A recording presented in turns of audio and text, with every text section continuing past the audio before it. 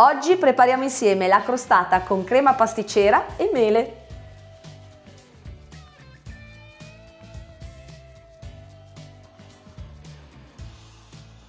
Ciao, io sono Federica e mi potete trovare sui social e su YouTube come Una famiglia in cucina. Oggi preparo insieme a voi un dolce classico casalingo da fare le domeniche di autunno a casa quando magari fuori fa brutto tempo e fa freddo. La crostata di crema pasticcera e mele. Prepareremo quindi insieme due preparazioni base, che è la pasta frolla e la crema pasticcera. Prima di iniziare però vi chiedo un piccolo aiutino, supportatemi iscrivendovi al mio canale, mettendo un like alla ricetta, magari se volete lasciate anche un commento che mi fa piacere tantissimo anche leggervi e attivate la campanellina per rimanere sempre aggiornati sulle ricette che vado a pubblicare. Adesso sigla!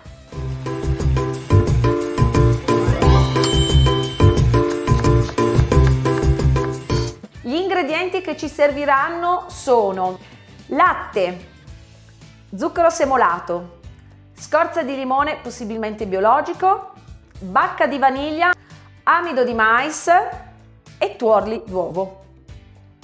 Iniziamo adesso a separare i tuorli dagli albumi. Andiamo ad aggiungere lo zucchero semolato e mescoliamo velocemente con una frusta. Andiamo ad aggiungere l'amido di mais o maizena, la setacciamo e la mescoliamo bene. Scaldiamo il latte in un pentolino e lo portiamo fino a sfiorare il bollore insieme alla scorza di limone e i semi di una bacca di vaniglia. Mescoliamo bene con una frusta, togliamo la scorza e la bacca con una schiumarola, aggiungiamo 2-3 cucchiai di latte caldo, stemperiamo bene e rimettiamo tutto sul fuoco. A fuoco medio continuiamo a mescolare fino a che la crema non si raddensa ed è pronta in un attimo. Quando è bella liscia e vellutata la versiamo in una ciotola fredda da freezer, così raffredda più velocemente. Ed ecco pronta la nostra crema pasticcera che vado a coprire con pellicola a contatto.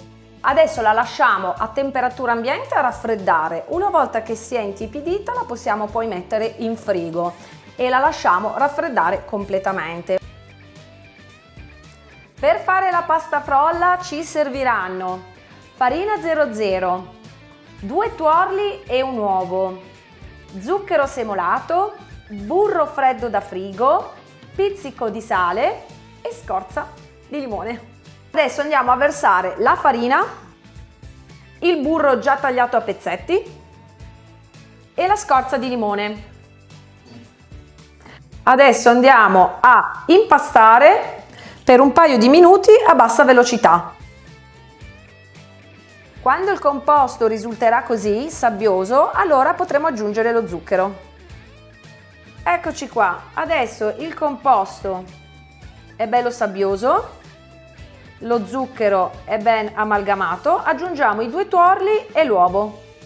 Il trucco è lavorarla il meno possibile, non appena si forma la pasta frolla spegnete subito la planetaria. Formiamo un panetto e lo andiamo a coprire con pellicola e lo mettiamo in frigo a riposare per almeno 2 ore. Io vi consiglio sempre di stenderlo un pochettino, se volete anche con un mattarello. Ecco pronta la nostra pasta frolla, adesso la vado a mettere in frigo per 2 ore.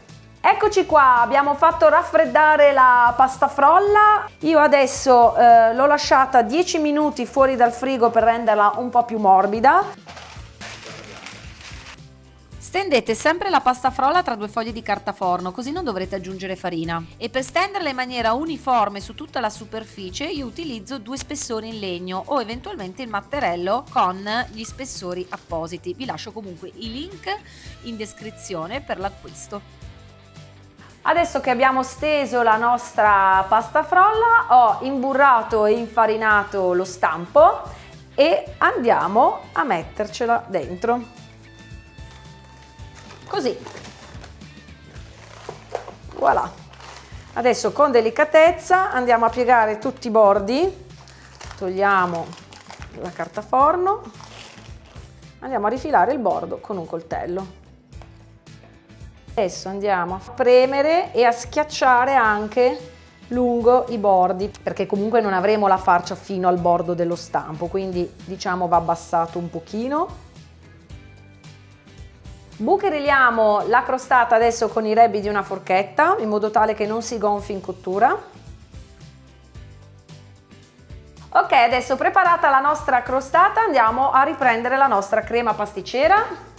Olio di gomito! Per farla tornare liscia e vellutata vi consiglio di mescolarla con una frusta.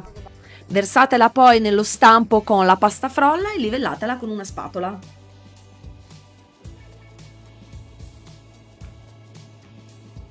Adesso abbiamo finito di farcire la crostata con la crema pasticcera. Ci serviranno 4 mele e gelatina, io ce l'ho in spray che è ancora più comoda, altrimenti va benissimo anche della confettura di albicocche. Quindi andiamo adesso a tagliare le nostre mele, io le taglio sottili così.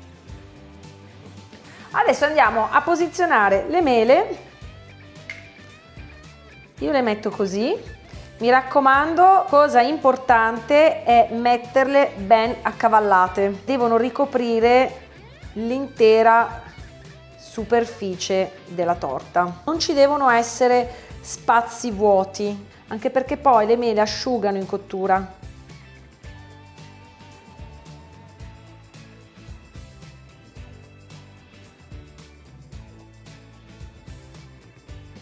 Andiamo a metterci qualche cubetto di burro in superficie e dello zucchero di canna.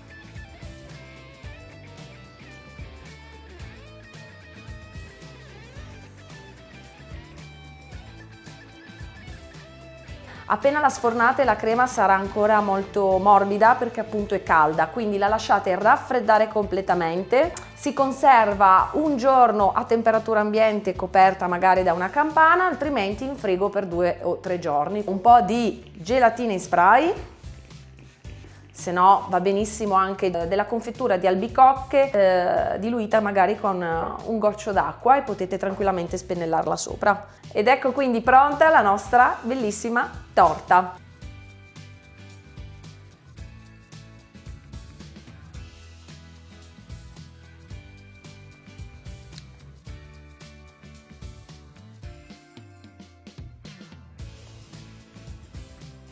E siamo giunti alla conclusione di questa fantastica ricetta, spero che vi sia piaciuta. Io prima di salutarvi vi ricordo però di darmi sempre un piccolo sostegno, un piccolo aiuto, iscrivetevi al mio canale, mettete un like alla ricetta, lasciatemi un commento che mi piace tantissimo leggervi e attivate le notifiche con la campanellina per rimanere sempre aggiornati. Io vi saluto, vi auguro una buona giornata e arrivederci alla prossima ricetta.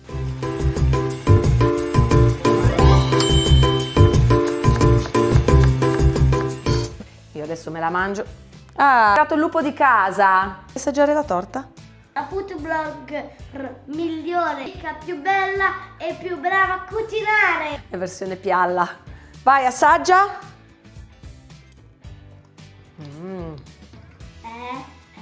Buonissima, vedete che è bravissima. E se lo dice lui, siamo tutti d'accordo. Ciao!